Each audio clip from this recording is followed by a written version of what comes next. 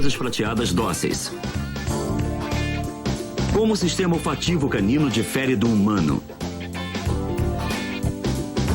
Discuta a ideia de usar cães para detectar doenças. Debata se o olfato canino deve ser testado para uso como uma prática médica válida. Discovery na Escola apresenta o guia completo Cães. Discovery na Escola.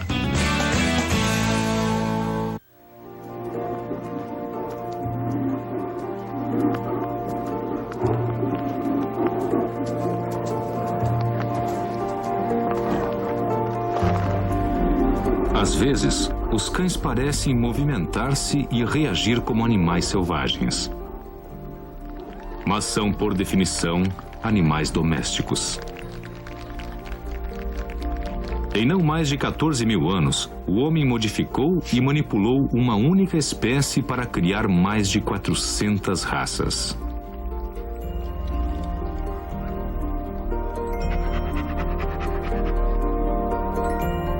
Porém, apesar das mais variadas aparências, todos os cães não passam de mutações de seu parente ancestral mais próximo.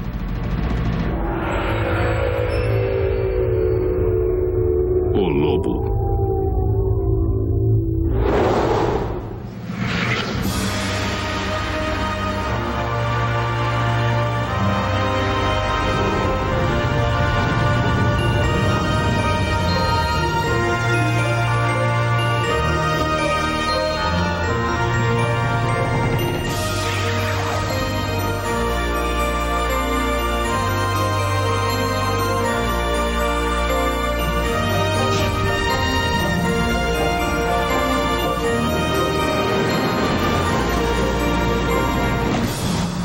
Cães.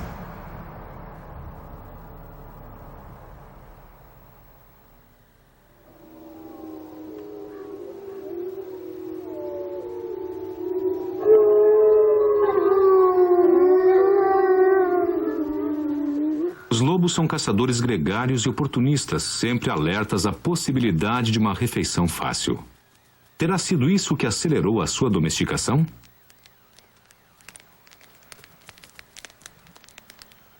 Os lobos competiram na caça pelas presas ao longo de milhares de anos com um outro grupo de caçadores, cuja forma de comunicação era tão complexa como a deles.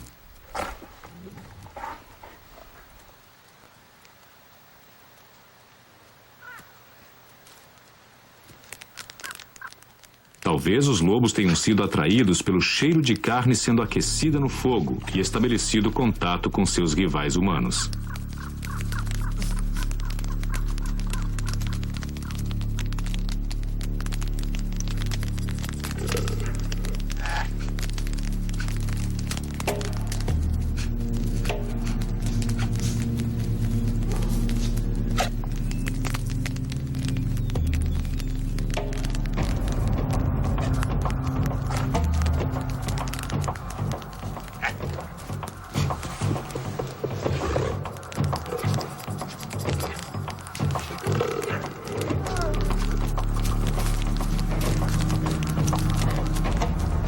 Alguns lobos podem ter se aproximado apenas para surrupiar restos e o homem tenha permitido que esses animais menos agressivos e mais curiosos ficassem e se reproduzissem.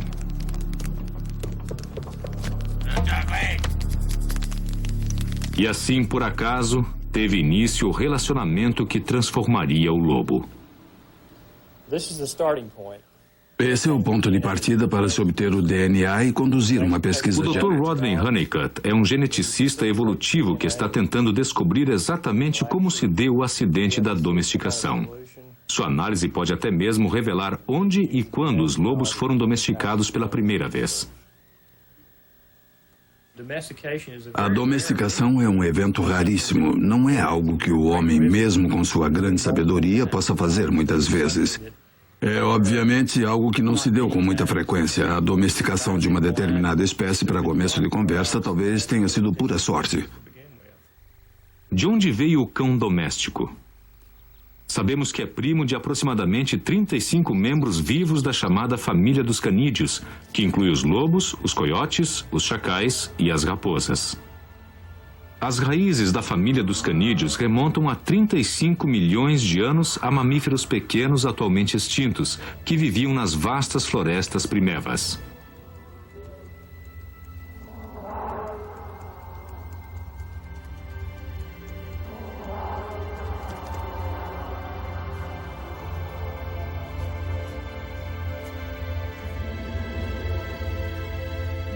Indícios de fósseis dão pistas da evolução dos canídeos.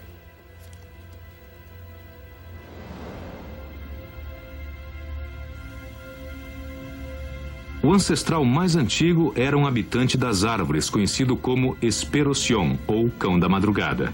De pernas curtas e corpo comprido, era bem parecido com os ancestrais do gato.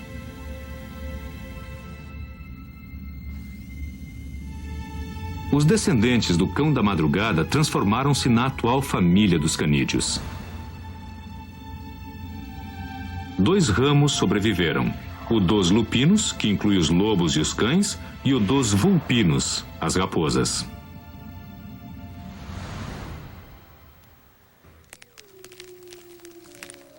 Mas com que rapidez foram domesticados os lobos? Antigamente, achava-se que teriam sido necessários séculos, até mesmo milênios. Na Sibéria, um experimento que não deu certo mudou essa opinião.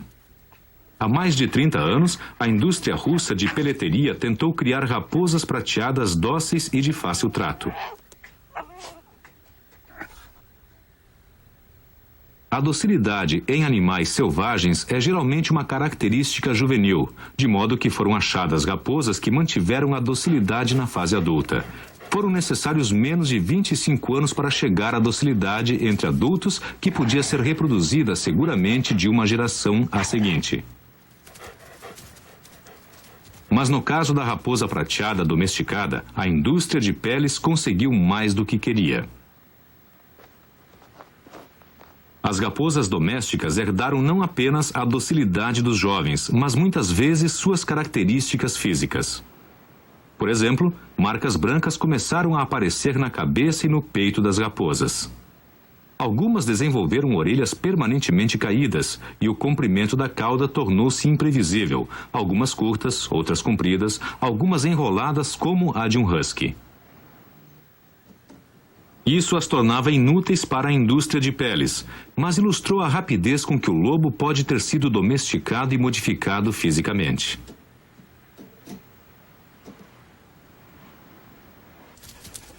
Embora seja fácil ver o lobo selvagem que existe dentro deles, os cães domésticos transformaram-se em criaturas maleáveis.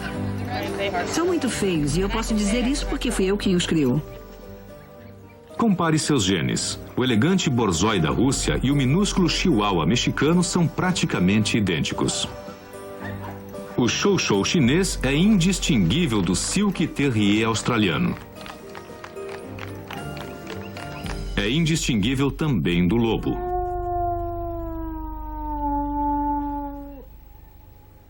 O cão cantor da Nova Guiné é uma das poucas raças que difere geneticamente das outras. E em termos comportamentais também são únicos. Como o nome diz, eles não latem, eles cantam. Acho que a razão pela qual se vê tanta diversidade em algumas dessas raças tem mais a ver com o isolamento do que com qualquer outra coisa.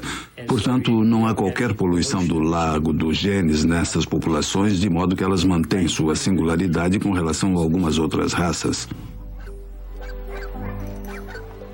Mas apesar dessas diferenças, Rodney Honeycutt acredita que chamar o cachorro doméstico de uma espécie separada, canes familiares, é algo que ainda merece ser bem discutido.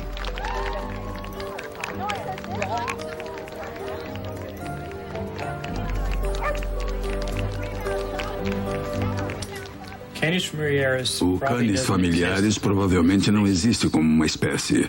Pelo que eu sei, com base na nossa análise genética e de um ponto de vista biogenético, provavelmente não passa de uma raça da espécie Canis lupus, o lobo. E não há provas consistentes fundamentadas em qualquer definição das espécies que possam sugerir que o cão doméstico realmente mereça o status de espécie.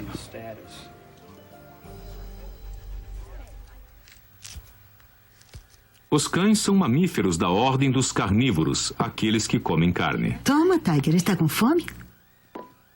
Mas eles desenvolveram a capacidade de comer e digerir verduras e legumes também como o homem.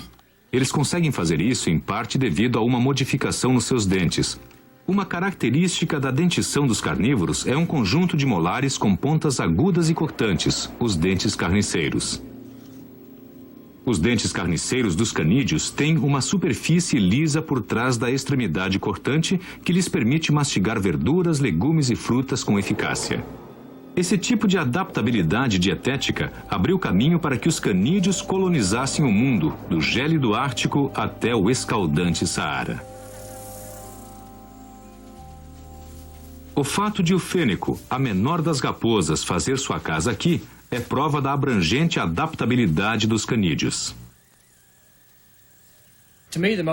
Para mim, o mais intrigante disso tudo é o fato de que entre os canídeos selvagens pode-se observar espécies de lobo, coiote ou chacal e ver como são parecidos.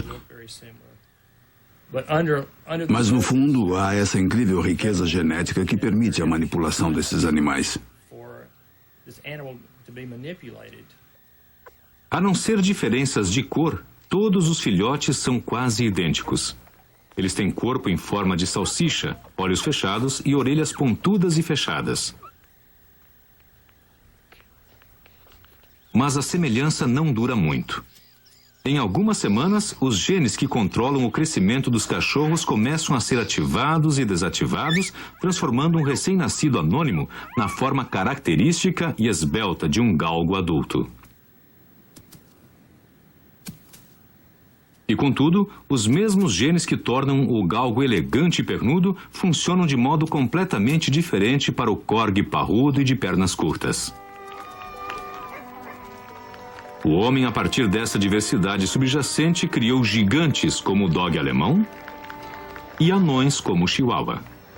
Toma, querido. Enquanto algumas variedades parecem ser resultado de uma estética estranha, outras refletem uma origem prática.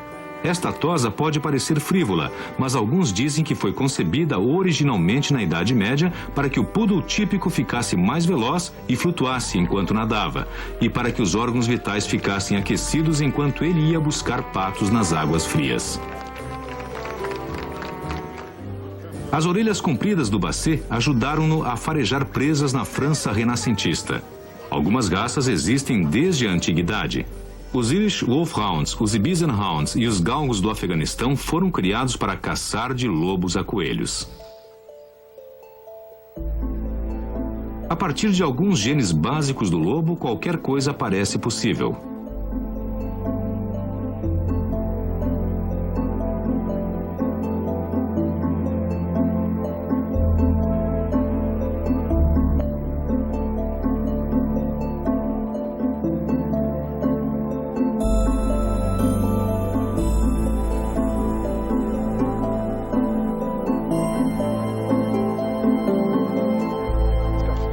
Nossa capacidade de manipular a aparência física do cão veio o nosso sucesso na exploração de algumas das suas habilidades sensoriais mais aguçadas.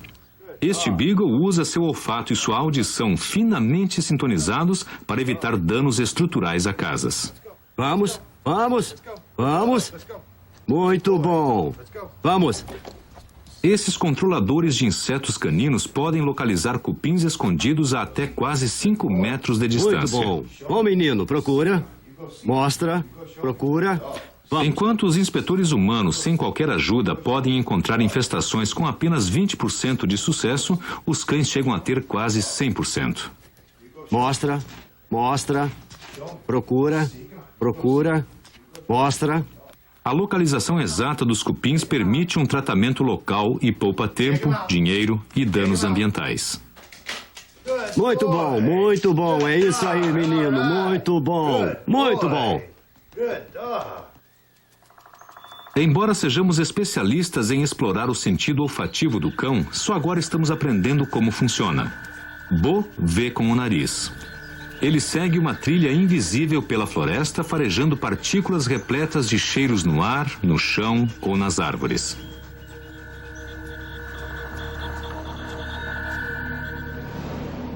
O muco leva o cheiro pela cavidade nasal e por uma estrutura delicada de ossos curvos. Um número de células receptoras 44 vezes maior do que no nariz humano registram e enviam a informação para o bulbo olfatório no cérebro do cão. Lá, os odores são identificados e o cão vê o cheiro de um veado que passou por aqui há uma semana, ou o local de descanso de um pássaro há muito tempo morto, ou ainda o cheiro pouco conhecido de outro cão. Junto. Mas até que ponto essa discriminação pode ser sintonizada? Pode-se ensinar um cão a distinguir o cheiro de uma doença de todos os outros cheiros num hospital, como esparadrapo, gás, desinfetante e luvas? Muito bom, muito bom. Isso. E será que ele pode distinguir entre, digamos, câncer e outros tipos de doenças humanas? Atualmente, todo câncer está sendo detectado por métodos visuais, seja um câncer de pulmão por raio-x do tórax ou por exames computadorizados ou por microscópios ou biópsias, tudo é uma análise visual do que se encontra dentro de uma lesão. É a primeira vez que se tenta desviar da prática médica normal e fazer um diagnóstico através do olfato canino. Para distinguir com tal precisão, os cães têm um bulbo olfatório no cérebro que é 4 vezes maior do que o encontrado no homem. E embora o cérebro humano seja 10 vezes maior do que o do cão, o olfato canino é pelo menos 100 vezes mais poderoso.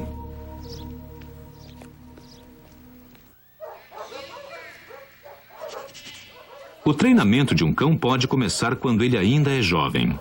Equipado com seus poderosos sentidos, os cães são logo entupidos de informação.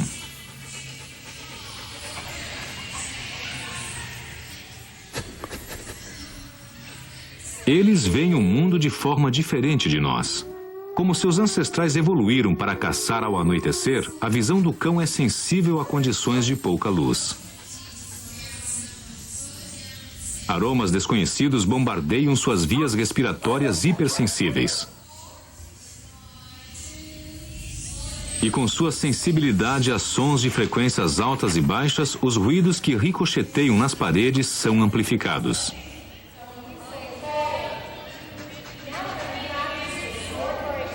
Além disso tudo, e apesar da presença de muitos outros cães, a lealdade a um líder alfa deve ser desviada para um ser humano. Deita.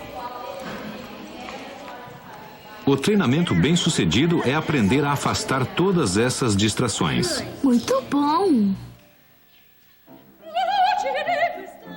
A audição do cão não é apenas amplificada em comparação à dos humanos, mas é 4 vezes mais sensível a variações de tom. Portanto, um som para nós agradável pode parecer muito diferente para um cão.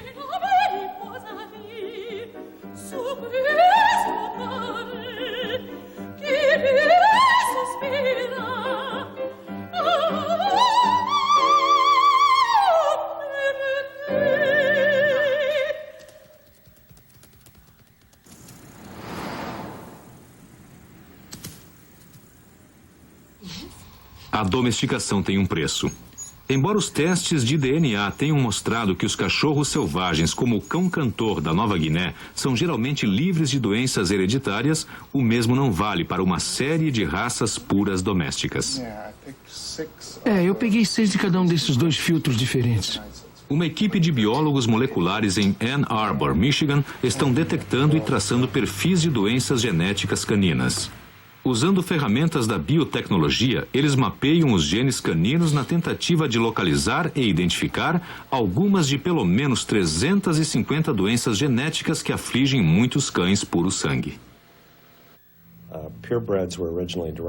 As raças puras originaram-se de alguns poucos animais e, como resultado, os genes recessivos ocasionais, os genes danosos, os genes de doenças que esses cães têm foram amplificados e perpetuados em cada raça pura. Portanto, o que vemos numa raça, numa determinada raça pura, é uma concentração e amplificação de certas doenças. Cerca de 100 raças têm problemas significativos de displasia coxofemoral. O cachorro normal deve ter uma cabeça femoral boa, suave e bem assentada na junta, com uma junta paralela bem normal. Com o progresso da displasia coxo-femoral, vemos uma grande remodelagem. Perde-se a curvatura normal. Quando se começa a somar as outras doenças, é provável que acima de 20% dos cães tenham uma doença genética significativa.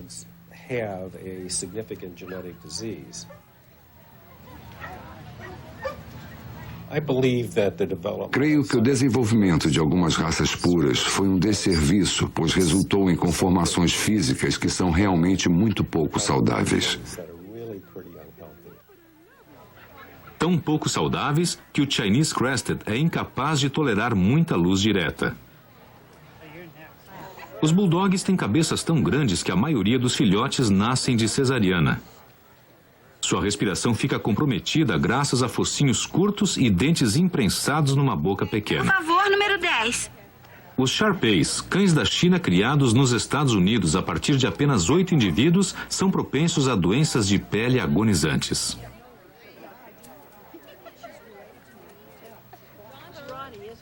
Com um cruzamento tão intenso entre parentes, as doenças genéticas entre as raças puras são transmitidas e aumentadas através de gerações sucessivas.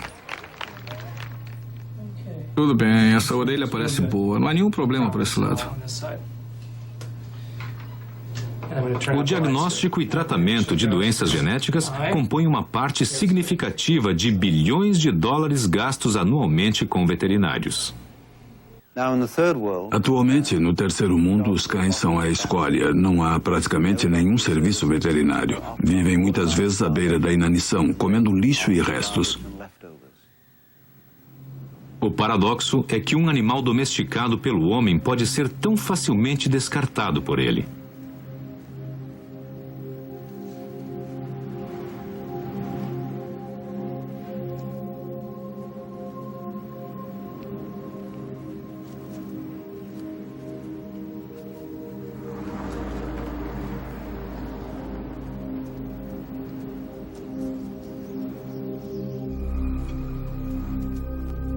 Durante séculos, nós os idealizamos, treinamos e até dependemos deles. Contudo, eles continuam até certo ponto selvagens, pois no fundo, eles são o que sempre foram.